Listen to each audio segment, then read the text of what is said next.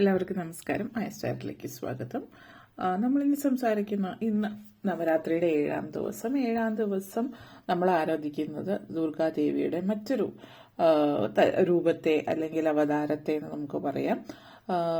കാൽരാത്രി എന്ന് പറയുന്ന, അല്ലെങ്കിൽ കാളി എന്നും നമുക്ക് പറയാം.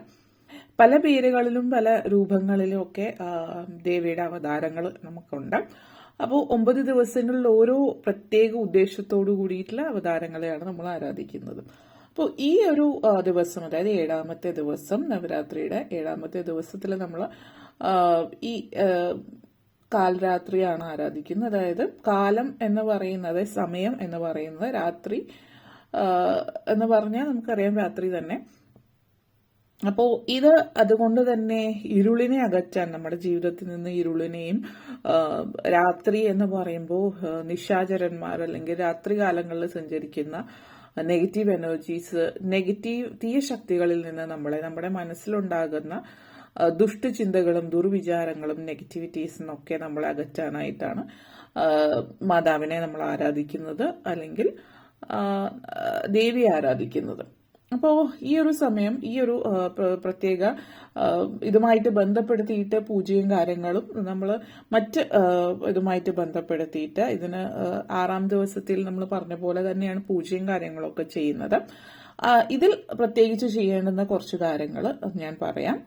അതിനു മുമ്പ് ദേവിയുമായിട്ട് ബന്ധപ്പെടുത്തിയിട്ടുള്ള കഥ അല്ലെങ്കിൽ ഐതിഹ്യം എന്ന് പറയുന്നത്, ദേവി ചണ്ഡ മുണ്ടാസുരന്മാരെ നിഗ്രഹിച്ചതിനു ശേഷം ചാമുണ്ഡി എന്ന പേരിൽ അറിയപ്പെടുന്നു കാളി. അതേപോലെ തന്നെ ഈ ഒരു ദേവിയുമായിട്ട് ബന്ധപ്പെടുത്തിയിട്ട് ഈ ഒരു കഥ നിലനിൽക്കുന്നത് എന്ന് വെച്ചാൽ, നമ്മൾ ചണ്ഡമുണ്ടാസുരന്മാരെ അവരെ വധിച്ചതിനു ശേഷം പിന്നീട് രക്തബീജാസുരൻ അല്ലെങ്കിൽ രക്തബീജാസുരൻ എന്ന് പറയുന്ന അസുരൻ വരം നേടിയിട്ടുള്ളതെന്ന് വെച്ചാൽ രക്തം, അതായത് തന്നെ വധിക്കുന്ന സമയത്ത് രക്തം ഭൂമിയിൽ പതിച്ചാൽ ഓരോ തുള്ളി രക്തത്തിൽ നിന്നും പുതിയൊരു അസുരൻ ഉയർത്തെഴുന്നേൽക്കുക എന്നുള്ളൊരു വരമാണ് നേടിയിട്ടുണ്ടായിരുന്നത്.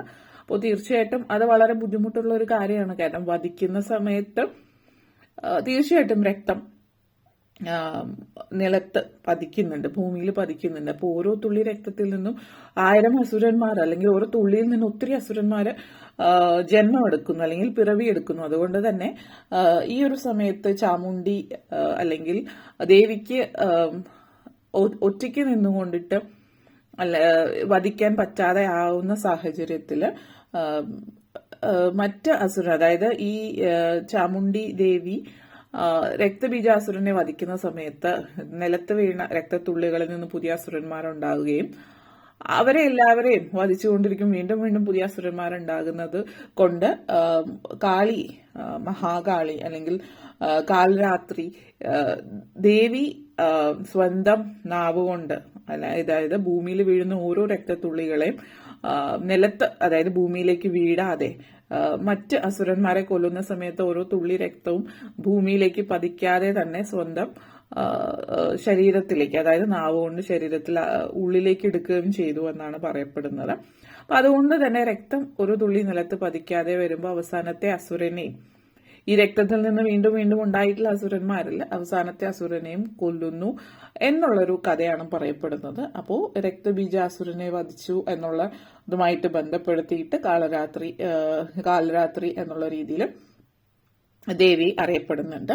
അതൊരു ഐതിഹ്യമാണ്. അപ്പോൾ അതുപോലെ തന്നെ ദേവി, നമ്മുടെ ശനി, എല്ലാവർക്കും ഏറ്റവും ഭയപ്പെടുന്ന ഒരു ഗ്രഹം എന്ന് പറയുന്നത് ശനിയൊരു നീചഗ്രഹം അല്ലെങ്കിൽ പാപഗ്രഹം എന്നൊക്കെയുള്ള രീതിയിൽ എല്ലാവരും ഭയപ്പെടുന്ന ഒരു രീതിയാണ് പലയിടത്തും ഉള്ളത്. അപ്പൊ ശനിയുമായിട്ട് ബന്ധപ്പെടുത്തിയിട്ട് ദുരനുഭവങ്ങളൊക്കെ ഉള്ളവര്, അല്ലെങ്കിൽ ശനിയിൽ നിന്ന് രക്ഷ നേടാനായിട്ട് ദേവിയെ ആരാധിക്കുകയും ചെയ്യാം. അതായത് എല്ലാ നെഗറ്റീവ് എഫക്ട്സ്, അതായത് ശനിയുടേതായിട്ടുള്ള നെഗറ്റീവ് എഫക്ട്സ് ഒക്കെ എന്തെങ്കിലും ഉണ്ടെങ്കിൽ അതിൽ നിന്ന് രക്ഷ നേടുന്നതായിട്ട് ദേവിയെ മനസ്സിൽ ധ്യാനിക്കുക. അതേപോലെ തന്നെ മന്ത്രം ഇതിന് ഉപയോഗിക്കേണ്ടത് ഓം ദേവി കാൽരാത്രിയായ നമ എന്ന് പറയുന്ന മന്ത്രമാണ് ഉപയോഗിക്കേണ്ടത്.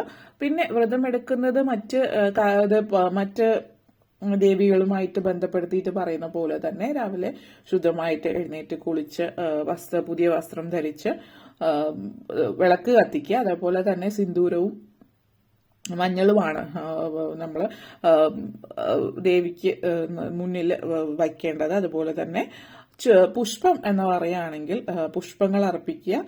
നിറം എന്ന് പറയുന്നത് റോയൽ ബ്ലൂ അഥവാ നമ്മൾ കടും നീല നിറം ഉണ്ടല്ലോ, ആ ഒരു നിറമാണ് വസ്ത്രമായിട്ട് ധരിക്കേണ്ടത്. നീല നിറത്തിലെ വസ്ത്രം ധരിക്കാവുന്നതാണ് ആ ഒരു ദിവസം.